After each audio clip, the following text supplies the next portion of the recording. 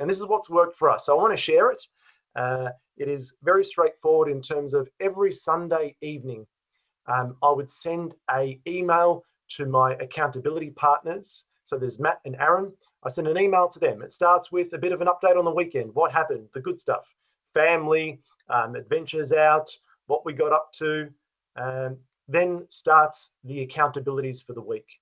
And the accountabilities are a list of things that we are dedicated to achieve by the time we catch up. So there's 2 steps: an email on a Sunday evening to our accountability partners. Step 2 is a video conference on Thursday morning at 8 a.m. So step 1, you set the accountabilities. Maybe use that exercise, background, foreground, look forward with clarity at that week. What are the key things you need to achieve? For me, sometimes they're the micro things, sometimes they're the big things. Sometimes that list is 3 things. Sometimes that things is 12 things. However, back in the pandemic, it started with very simple things.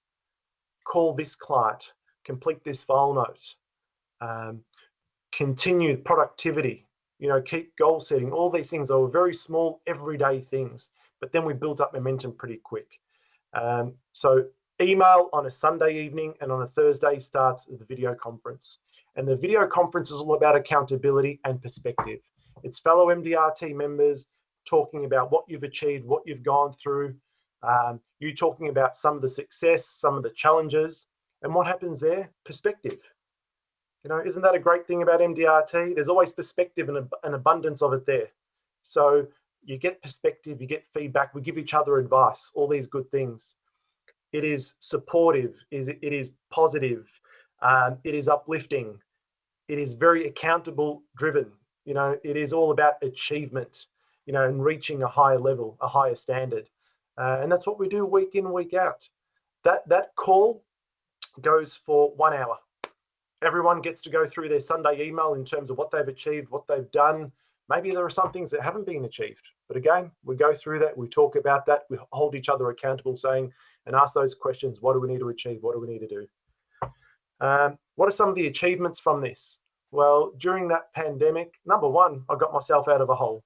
It was a very tough period where I lost focus, lost productivity. We worked from there. We started moving again.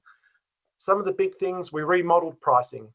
We implemented technology and built a value proposition that was in a virtual space. We've done these all very quick. So what started with daily activities started to build up to bigger projects and bigger things that we brought into our business, and we adapted very quick. The big one for me was building a new client value proposition. My goal was always to deal with ideal clients and ideal clients only.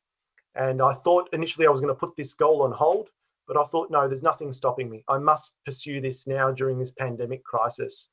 So it was a ground up rebuild of who I wanted to deal with, what services I wanted to deliver, what kind of strategies I wanted to implement, what their financial makeup was like.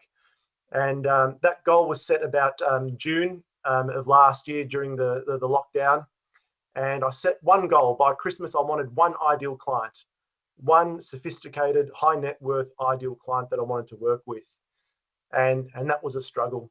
To get that one was an absolute struggle. But I tell you what, through this accountability call, through my accountability partners, I didn't get one. I was on 0 for so long.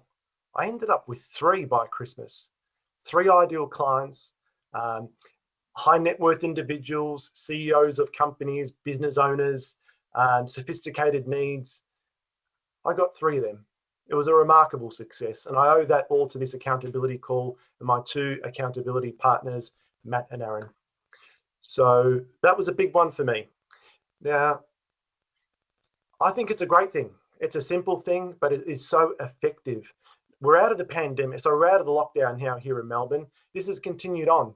We're at the